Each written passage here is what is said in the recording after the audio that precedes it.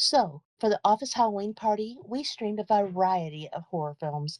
Of course, they included both of Tim Burton's Beetlejuice movies, which led to the topic of his fascination since childhood with Margaret Keane's creepy paintings of those precious moment chibi-esque eyed brats. The guy's so into them that it's influenced who he uses as muses, like Christina Ricci, Helena Bonham Carter, and to an extent, even Johnny Depp. Yeah, it was out of left field when Stefan said the only Tim Burton flick he sort of liked was Sleepy Hollow. Weird, right? So totally. The only smashable Ichabod Cranes are in that movie and the TV series. Even though I'm a Yankee colonist, despite being a redcoat to start with, Tom Misson's a snack.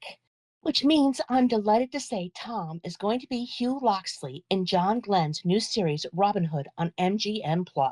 The first 2 episodes premiered November 2nd. The last 8 will drop weekly. My Magic 8 Ball predicts we're going to get a medieval Hatfields and McCoys set in Sherwood Forest. The Nottinghams and the Loxleys. No, doesn't sound as good as Men in Tights. I'm low-key hoping instead of posh accents like Joanna Lumley or Stephen Fry, it's chock full of merry men with dialects like Michael Caine and Ozzy Osbourne. Sharon!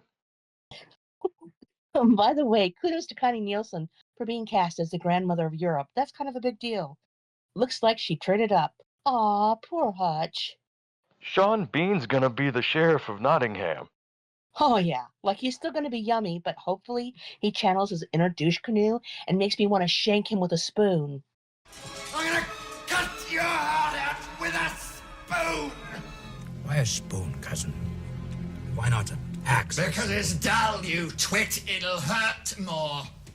Shout out to Michael Wincott for making Guy of Gisborne so easy to hate. Speaking of Alan Rickman, check your preferred comic retailers this week because Requiem is dropping.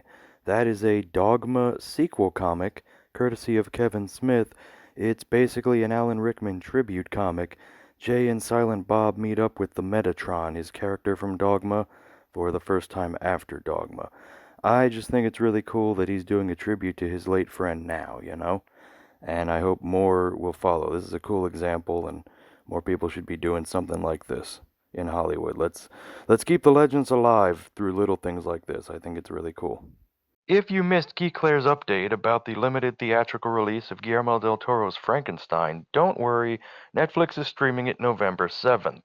I'm totally on board for the idea that Victor's harvesting most of his bits and bobs for his chimera, or maybe Flesh Golem is more appropriate, from Crimean. Jacob Elordi's Gothic super soldier is morbidly exquisite.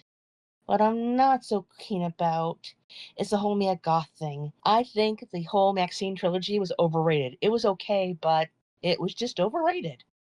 She's gonna kick us in the head like a background dancer. We gotta get out of here.